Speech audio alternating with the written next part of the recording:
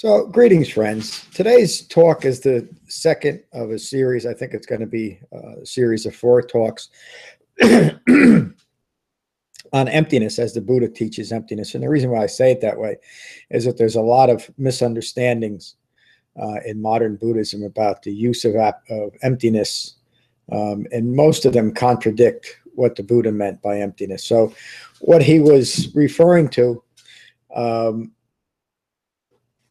was that we should be empty of the problem of ignorance. The Buddha awakened to the understanding that it was ignorance of 4 noble truths that led to all manner of suffering. That's why he taught 4 noble truths, and everything he taught for his entire teaching career was in the context of 4 noble truths.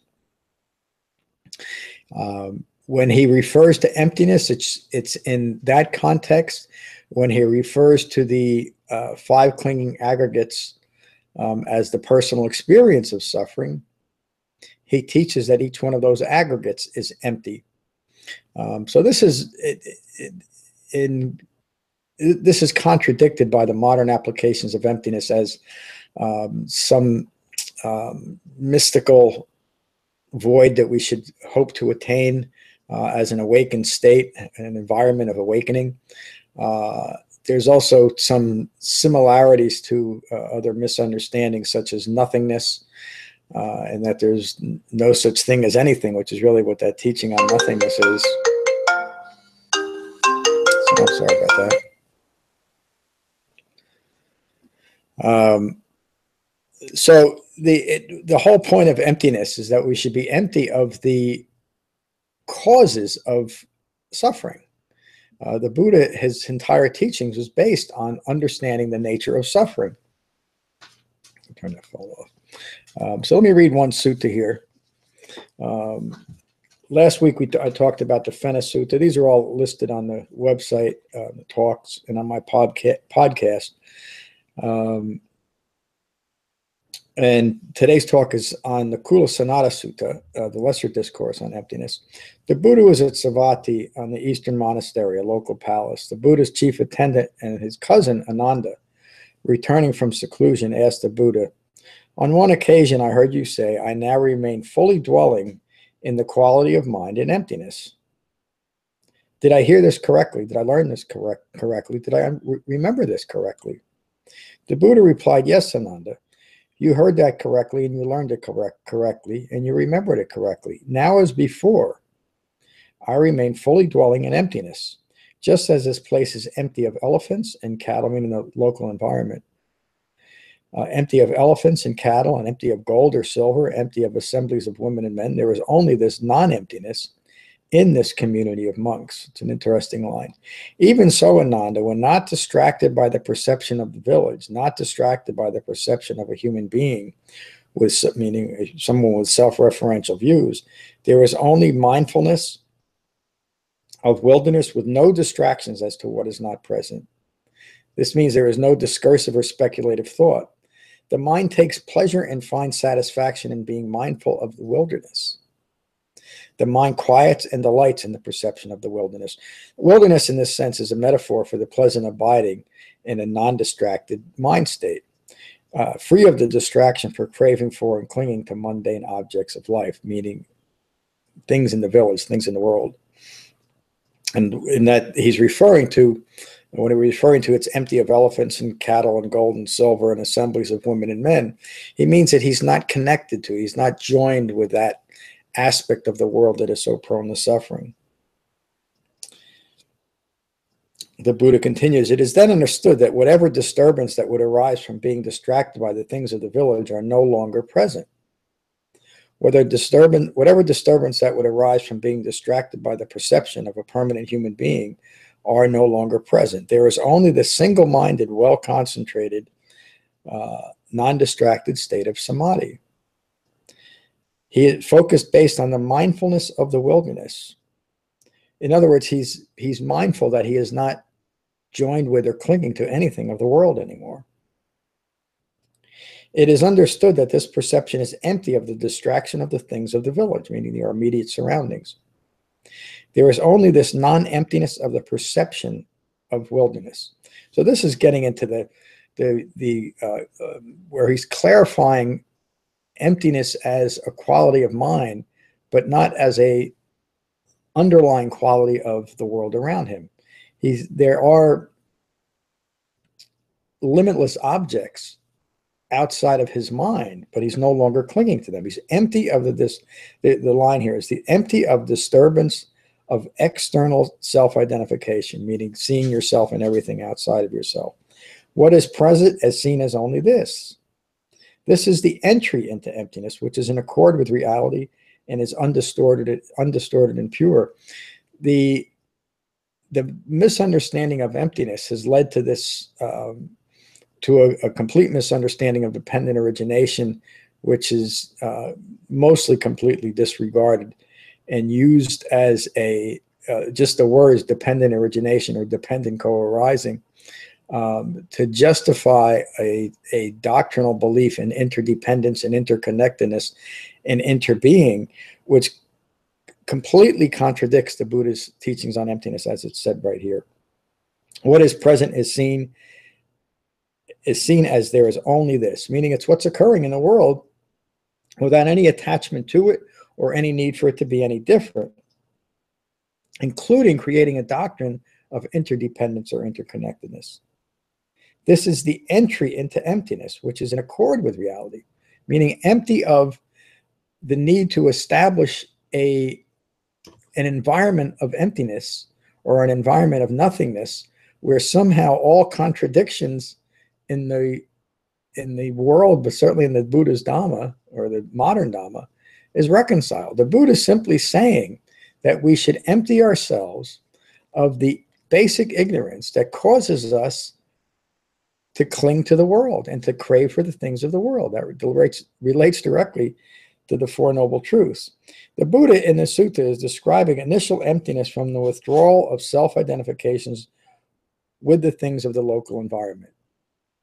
The mind is calm and at peace and empty of any disturbance arising from sensory stimulation rooted in wrong view or an ignorant view. And this relates directly to dependent origination. Another way that dependent origination is often misapplied is this phrase, when this is, that isn't. And that's extrapolated to mean anything in the world. What the Buddha is teaching when he uses that phrase, when this isn't, that isn't, he's saying when there is no ignorance, then there is no confusion, delusion, and ongoing suffering. And when we are empty of ignorance, we are an awakened human beings. Further, Buddha continues, furthermore, Ananda, as concentration increases within the framework of the Eightfold Path, the perception of wilderness and of human beings falls away. Dispassionate mindfulness of the earth arises, or the mind takes pleasure and finds satisfaction in being mindful of the perception of the earth. So again, this is another contradiction to modern Buddhism, that there's nothing or that everything is empty. I'm just going to say that again. The mind takes pleasure and finds satisfaction in being mindful of the perception of the earth. We're aware that there's an actual reality that is earth-based. There's nothing mystical about it. It's the environment that we live in. And it is within this environment that we live in that we recognize that there is no permanent me in it. But what that leads to is the understanding that an awakened human being is always in a constant process of becoming awakened. An ignorant human being, one who has not developed the Eightfold Path and awakened, and is not on the path, is disregarding or hasn't had the good fortune to hear of the Four Noble Truths, is always in a constant process of becoming more ignorant. They are full of ignorance rather than being empty of ignorance. And that's really the best way that you can describe an unawakened human being who is prone to ongoing suffering. They are full of ignorance. An awakened human being is empty of ignorance. That's the most basic description of the Buddha's usage of the word emptiness. The Buddha uses this metaphor. Just as a bull's hide is stretched free of wrinkles with many stakes, and that's referring to mindfulness. free of distraction to the ridges and hollows and rivers and oceans, the trees and stumps and brandles, the craggy irregularities of the earth, non-distraction based solely on the perception of the earth, meaning free of any discriminating thoughts. Whatever is occurring, whatever is arising in this earthly plane is simply as it is. A non-discriminating mind will not create situations that said this should be different, that should be different, I need more of this, I need less of that, those people shouldn't be this way, the politics shouldn't be that. It is a mind at peace. It is a mind empty of any disturbance. But it doesn't mean that the mind is empty. It means the mind still has a sharp ability to perceive what's occurring and is acutely aware of its surroundings, of the world that it's in, free of any attachments or empty of any attachments, empty of ignorance, full of wisdom, seeing things clearly. The Buddha finishes that with saying, now there is only the non-emptiness of the perception of the earth. The non-emptiness of the perception of the earth. We're seeing the earthly plane and our existence in it clearly. We're not empty of the earth, we're empty of in relation to the earth. Or another way of saying that, in relation to the three marks of existence, is we see that clearly. We understand the impermanent nature of all things. We understand anatta, the not self characteristic, and we understand the resulting dukkha if we are rooted in ignorance of those three things. The Buddha continues, furthermore, Ananda, as concentration increases within the framework of the Eightfold Path, the perception of wilderness and of human beings and of the earth falls away. This passionate mindfulness of the dimension of the infinitude of space arises. So now the Buddha is taking our mindfulness from a local awareness to a universal awareness, to all of creation. This passionate mindfulness of the dimension of the infinitude of space arises. The mind takes pleasure and finds satisfaction in being mindful of the dimension of the infinitude of space. In other words, the modern applications of emptiness and nothingness would say that even perceiving the reality, the physical reality around us, is somehow a wrong view. In the sutta on emptiness, the Buddha is really teaching just the opposite: to be mindful of all of creation, the entire universe, but empty of any clinging towards it or craving for it, to simply see it as reality. He's getting to the root cause of I-making and how a self-referential ego self will join with or cling itself to the event or view or idea that occurs. The Buddha continues, the mind quiets and delights in the perception of the dimension of the infinitude of space. It is now understood that whatever disturbances that would arise based on the perception of wilderness or human beings or of the earth do not arise. The mind is empty of these perceptions. In other words, there's no clinging to these things. There is only the non-emptiness of the perception of the dimension of the infinitude of space. The quality of mind is regarded as empty of what is not there, meaning it's empty of disturbance. That's the quality of mind. It's not that we enter some kind of foolish state where we aren't aware of anything. We're empty of any disturbance, and we're aware that our minds are free of that, or empty of disturbance. This is further entry into emptiness, which is in accord with reality and is undistorted and pure.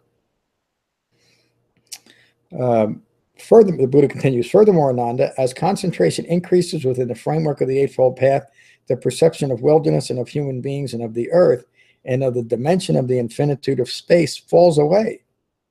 This passionate mindfulness of the dimension of the infinitude of consciousness arises.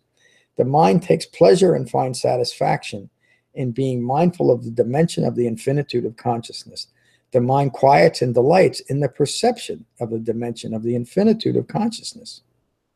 It is now understood that whatever disturbances that would arise based on the perception of wilderness or human beings or of the earth or the dimension of the infinitude of space do not arise. The mind is empty of these perceptions. The mind is empty. I'm sorry, there is only the non-emptiness of the perception of the dimension of the infinitude of consciousness. The mind has expanded to the point of great spaciousness, where it is aware of the infinite application of thought that is no longer rooted in ignorance. The Buddha continues, the quality of mind is regarded as empty of what is not there. We're mindful of the emptiness of ignorance now. This is further entry into emptiness, which is in accord with reality and is undistorted and pure. So again, the Buddha is not talking about going to some or establishing the self in some environment of nothingness.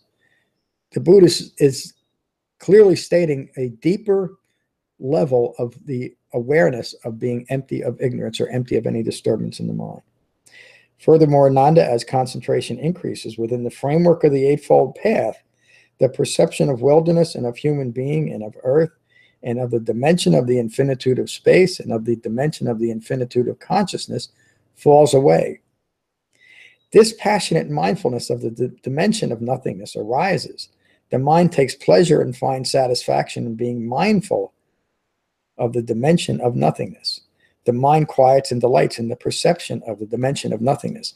It is now understood that whatever disturbances that would arise based on the perception of wilderness or human beings or of the earth or the dimension of the infinitude of space or the dimension of the infinitude of consciousness do not arise. The mind is empty of these perceptions. There is only the non-emptiness of the perception of the dimension of nothingness. So again, the Buddha is not teaching nothingness as some dimension to aspire to. He's teaching it as a profound understanding of having no disturbance in the mind. The mind is empty of all disturbance. The quality of mind is regarded as empty of what is not there, empty of ignorance. This is further empty into emptiness, which is in accord with reality and is undistorted and is pure. So there's one more section to that, but I want to finish there because just to reiterate that point, that the whole point of the Dhamma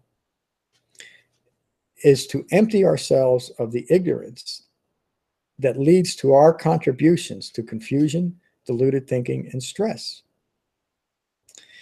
We remember last week when we talked about the Fena Sutta, how the Fena Sutta refers directly to recognizing the emptiness of the five clinging aggregates, the personal experience of stress.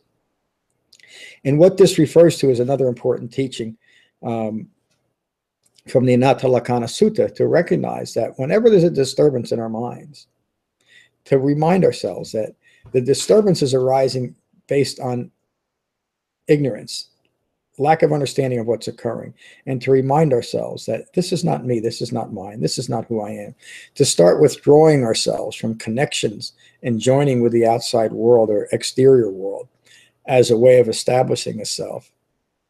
And to maintain a pure and undistorted view of reality, that there is nothing in the world that a self is attached to, despite common beliefs. So that's the end of today's talk. I'll continue this series next week with, I think next week is the Mahasanata Sutta, and then we'll conclude a week later with this series on emptiness. So thank you for joining. That it looks like Nada, that might be you. I hope it is. It is so nice when you can join, and I'll maybe I'll get a Facebook notice or an email from you. But I hope to see you all next week. Peace.